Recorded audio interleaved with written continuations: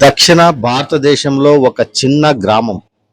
అక్కడ జన్మించాడు ఒక గొప్ప భక్తుడు, త్యాగరాజ స్వామి.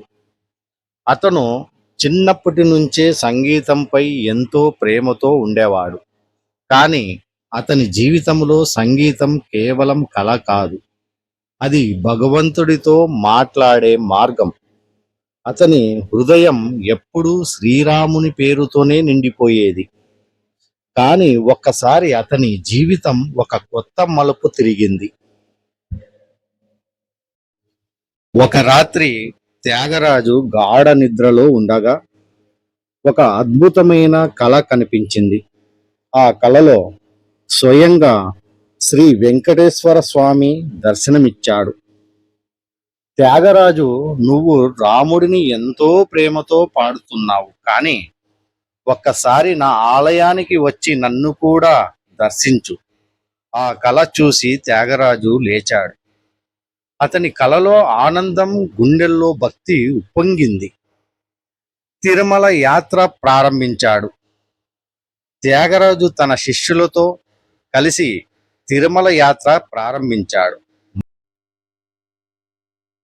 మార్గంలో సులభంగా కాదు, అడవులు, కొండలు, దారిలో కష్టాలు. కానీ అతని మనసులో ఒకే మాట, గోవింద గోవింద. ప్రతి అడుగు వేస్తూ స్వామిని స్మరించేవాడు. యాత్రలో త్యాగరాజు ఎన్నో కీర్తనలు పాడేవాడు.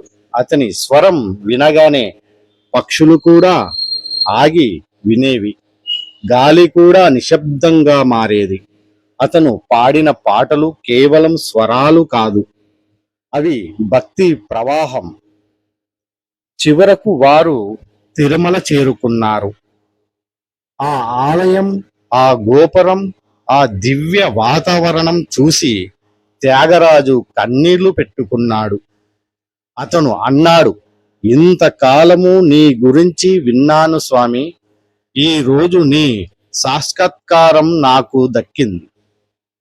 కానీ అక్కడ ఒక సమస్య వచ్చింది.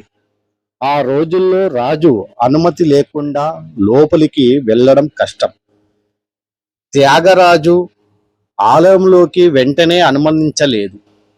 అతను బయటే నిలబడి దూరం నుంచి స్వామిని చూస్తూ బాధపడిపోయాడు.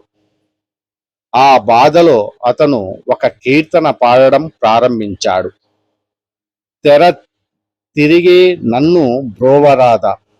అతని స్వరం అంత భావోద్వేగంగా ఉండడంతో ఆలయంలో ఉన్న వారందరూ కదిలిపోయారు.